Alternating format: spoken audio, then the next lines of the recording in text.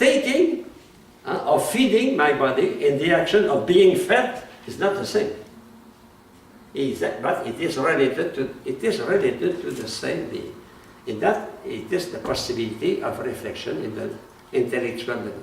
To reflect, it is at the same time to be the subject of reflection and to be the object of reflection. And the subject and the object are one, but not on the same aspect. One as acting, the other as active, the other as passive. That means it's important, otherwise there will be contradiction. So there is no contradiction in the phenomenon of reflection, for example. Immanent activity is proper to living being, we saw that, okay. Living beings move themselves and their activity is oriented toward a proper good. First, that immanent, for example, when you study, who is the first to take benefit of your studying? It is yourself. After that, it will be your student or your parishioner. If I can teach today to you, it's because I assimilated. And I study first to understand, to assimilate, to have the insight of the thing. And when I have that, I can communicate that. But the first beneficiary, the first one who takes benefit of the action, assimilation, is the subject himself, or itself. So the genuine immanence stay only in the intellect. And that the perfect case of assimilation is knowledge. Because when you eat, a part does not stay in your body. But knowledge, it should stay. That means when you know something, that something becomes you completely. If you assimilate that, of course, if you study a theorem of geometry, you don't understand, and you read, you learn by heart, you don't assimilate. We can give only what we have, don't forget, we can give only what we have. So if we don't possess, if you don't assimilate, you cannot give. For example, I must recognize English is not perfect for me because I did not assimilate completely the language of Shakespeare. I know that. So of course, when I teach, when I preach, I'm sure I make mistake. After I realize I make a mistake, I forget S to the third person, for example. Because my assimilation is not perfect. The more perfect you assimilate, the more perfect you can be.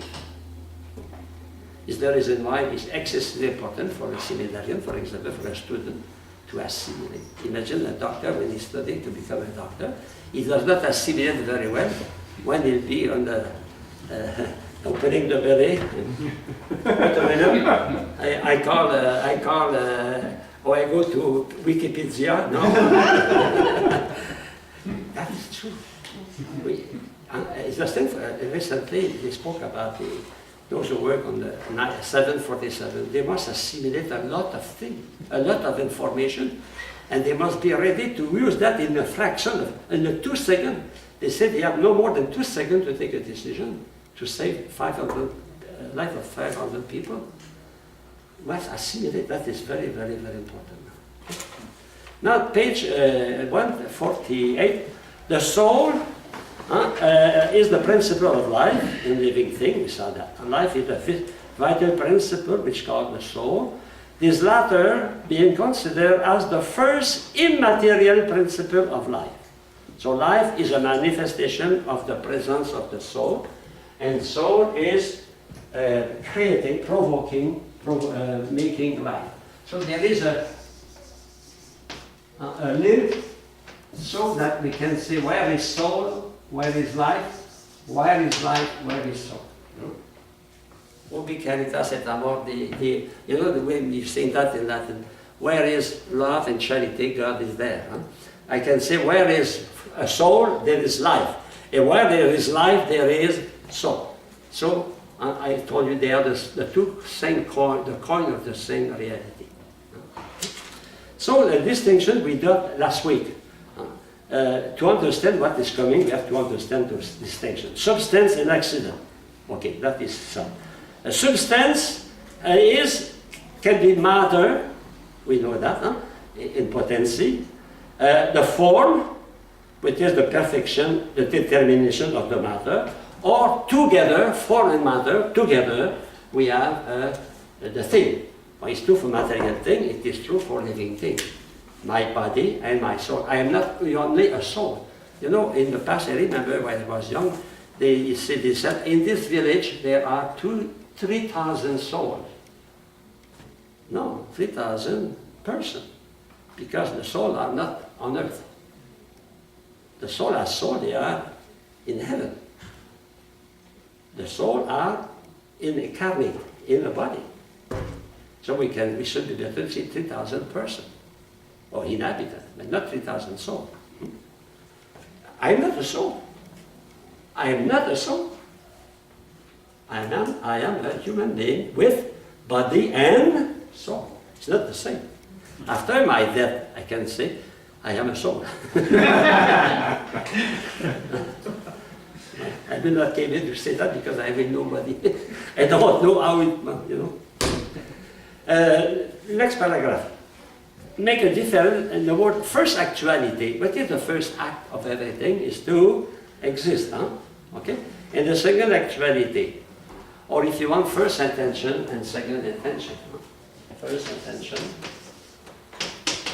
and second intention. So the first intention is the first knowledge of a thing, the second intention, we come back on that. Huh?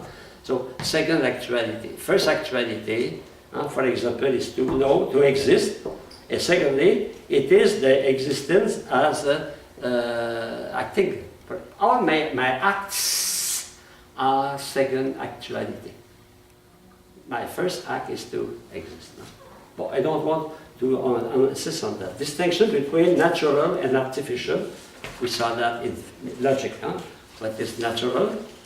What is an artificial? Artificial make by man, the will of man, the technique of man, and natural by nature itself, it developed by itself. Okay? And finally, body, non-living and living. So now we apply that to the notion of soul. So a living body is a natural body and a substance. So that means my body is not a robot, is not an artificial thing, is a natural nature. And is a substance. My body, I can say, I have a toothache. I need to eat. My body is my eye also. Not only my soul, my body is my eye. Therefore, a living body has a substantial matter and a substantial form. That means my body, my body, which is my matter, and my form, both are substantial. That means both are constituting my substance. I am one by my body and by my soul.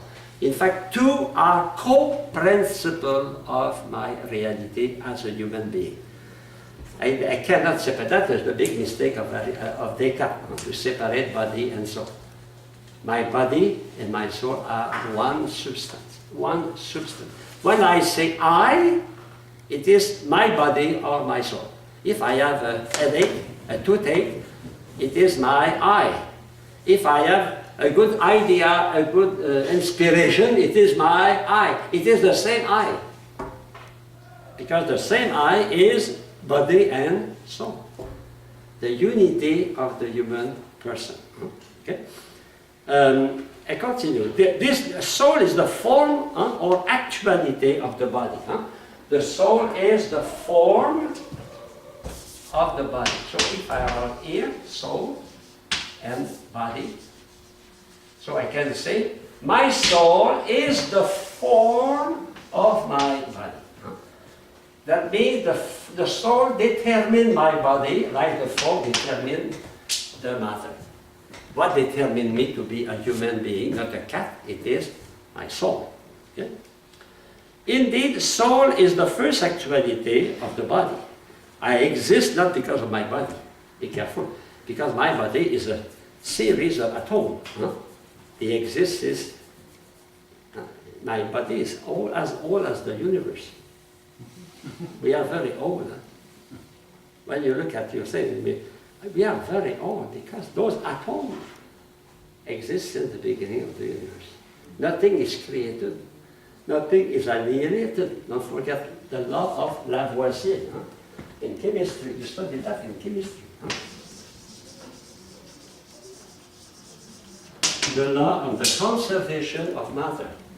So, my body. But what makes those atoms of carbon, hydrogen, me? My soul. So, but my body is always also myself. I am myself with my body and with my soul, but my soul is the principle of actuality. As long as I am animated by my soul, those atoms will be my body. The day my soul disappears, I am not a body. I have trillions of cells. And when we die in our casket, in our tomb, we are not there. My body is not there. It's no more my body. It is trillions of cells. Good meditation for the month of November. But I will not use that in the pulpit. But that is true. When we die, we are no more. It's no more my body. It was my body. Now it's aggregation of many atoms. In a few years, good meditation. So I consider life activities, operation of power, faculty. I operate through my will, through my eyes, through my mouth, etc. Are actualities of the second sense, the second actuality. So the first actuality is to exist. The second actuality is to exercise my powers, the power I received when I began to exist. So the existence of the living comes before the exercise of power. Interesting. That sentence is very important for those who defend the unborn abortion. The existence of the living comes before the exercise of power. Is this not because a baby is not able to talk, is not able to take responsibility, that is not existing? My I existed before I was able to use my powers. But my powers were there in potency. In the first cell, we know that now. Everything is there. Okay? So the first act of actuality of the soul is the act of existing. And the act of existing begins at the first cell, because the first cell has an immanent activity. By itself, the first cell will divide in 4 and 4 and 4 and 4, finally will make organ, etc. Everything is there. So the soul must be at the conception, must be at the beginning. Otherwise, we cannot explain how there is movement. There is movement, there is organization at the first cell. As soon as the first cell is multiplying in 4, I am sure there is life. The characteristics of life are there. Self-motion. Self-motion and immanence. Why? Because the result is not going out, it's going in. Little by little, the baby is developing. That is like a flower. Like a flower, like every living being. Okay? So to say that the soul is the first actuality is to say also that the soul is the substantial form of the body. Substantial form. Don't forget, the form of the death here is accidental. The form of man is substantial. The form of the death is not the essence of the death. The death I can use, cut it, I can make other things. Man is animated by a principle, the soul, and that soul is the principle of its operation, and that soul is completely different from the form of material thing. Here, when we speak about soul, we can apply that to animals, we can apply that also to plants, because plants have the same characteristic. What makes the difference would be the usage of our intellectual power or sensitive power. Okay? Father, do modern philosophers still buy off on a soul? No, but first, materialists reject the soul. Reject the soul. Marxists, they don't accept it. Any materialist reject the soul. For them, the soul is not object of measure. therefore it does not exist, you know. We know the soul only indirectly, through activities, through reasoning. And we know the soul also if we accept the principle of metaphysics. So if everything is matter, we cannot speak about soul. Life is only mechanic, for example, like Descartes explained, it's a mechanic, a machine. The body is a machine. In fact, in every philosophy there is a part of faith, I would say.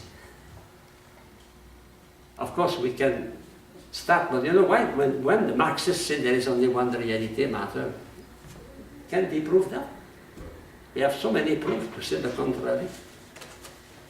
All those who have the proof, the ghosts exist. You can say the ghosts are material, you know. So it is, yes, not everybody share our philosophy. I told you, we are the last of the Mohican. Because the majority of school now, they don't teach metaphysics. They accept only what, in fact, they accept on one side only what we can measure, positivism. On the other side, they accept only relativism, but it's contradictory. In fact, they contradict themselves. They accept relativism, and on the other side, they said everything can be measured. There is an internal contradiction in our way of thinking in our society. But you know, God confound the wisdom of the wise. So we think we are God, and say, okay, continue your stupidities.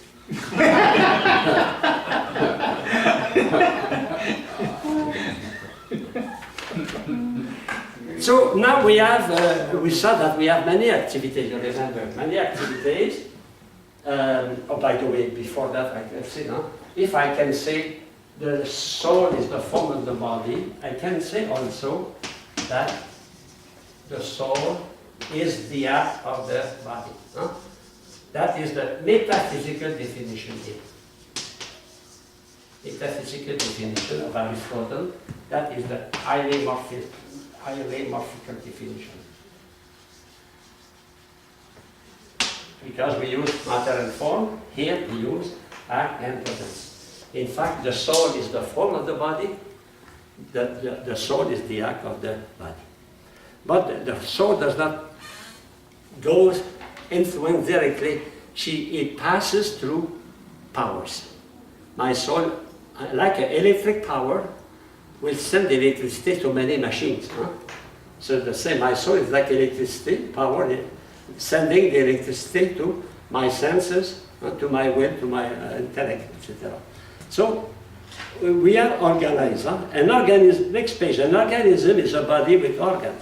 Therefore, soul is the first actuality, or entelechy, because in organization there is an end. And entelechy comes from the Greek telos, and telos means end, the end. So Claude Bernard and Hans Drich, they discovered that if there is organization, there must be finality. And that's what scientists today don't accept. If there is organization, it's not at random, it's not a fruit of chance. It's not a fruit of chance that my whole body is well organized. It's very beautiful, 7 billion chance. No, you go to Las Vegas, if you win more than 3 times, 4 times in the same evening, be sure the FBI will be in your room. But you know, we're stupid, excuse me, we're stupid. We are science, we go to the moon and we lose our common sense. That's very sad, we lose our common sense. To affirm that all the universe, all that is the fruit of chance, imagine. And you are a doctor in science. God confounds the pride. And what happened in our society today is that, I live in Africa, they laugh at us. They find we are stupid. Imagine a man marry another man, ha ha ha ha. Now they laugh at us. I was at the theater with them, and when we see that, they laugh. It's not natural, it's not, no, I want laws protecting those stupidity. Excuse me, don't get done. I mean, I will not. No, but, Makes sense. excuse me, Uncle Sam. I want to have my visa for next year. So therefore, soul is the first actuality and teleki. What organizes all those cells together is the soul. And teleki, that means principle of organization, principle of life. And those who did that, they were not philosophers, they were biologists. Andrich and Claude Bernard, they were biologists. In fact, Maritain spent 1 year with them, with Andrich, to study biology. And it was very good because he discovered that we cannot reduce everything to matter. There is something more. And after that, another philosopher in France fought against positivism. It is Henri Bergson. Henri Bergson, he proved that we cannot know everything with, we cannot measure everything. For example, we cannot measure duration, the time, duration. We cannot measure a free act. We cannot measure love. Can you measure the love of a mother for her children? No, you cannot. Hey, is it a fact? Oh no, it's not a fact. I cannot measure that. Stupid. Is it a fact? Is it a fact? But recognize, Mr. Scientist, that you cannot measure everything. No? That means something are above or behind matter. But they don't want to recognize that, of course. You know, there is no more blind than the one who wants to be blind. They are here, but they don't hear. It was written 800 years before Jesus Christ. The man is always the same. Okay? So life, you have a good definition of life and soul here. I go to page 151. The three kinds of soul, I already spoke about that. Vegetative, sensitive, and intellective. I will not insist on that. You can read that by yourself. Finally, 152, the power of the soul. In fact, the power of the faculty. St. Thomas called that the part of the soul. The part. Of course, it's not because we divide the soul, but it is the way he expresses the different power of the soul. So sometimes those powers are called part of the soul. Each have a kind of activity. And all power are potency. Power means faculty, means potency. So power are in potency and they have to pass into act. In Soul 1 we saw subject, act, and potency. What are the subject? They are the power. The power are in potency to act. And to act they must have an object. So we will see that. And the last page, page 153, it is exactly what I told you, the ideomorphic definition and the metaphysical definition of life. So I give you all the explanation you need to understand the text now. So you should be able to read that. It's not very long, it's not a long text, but it is very dense. Very dense. And try to go to the essential. In fact, you can summarize that maybe in 10, 15 lines, no more. The essential, the essential. I tried, and many times I repeat. So it is important so you can assimilate everything we study here will be used in the future. When you study Jesus Christ as the Christology, when you study the Holy Trinity, all those things, they come continually to those things. What is life? What are the characteristics of life? What is acting potency, matter and form? What is the soul, the human soul, etc. So those, in fact, that class of compendium is a class of capitalist. Capitalism. You capitalize, you put aside for the future. It is. I'm sure in 2, 3, 4 years you will see our father was right. I say my father knows best. Okay, take a rest.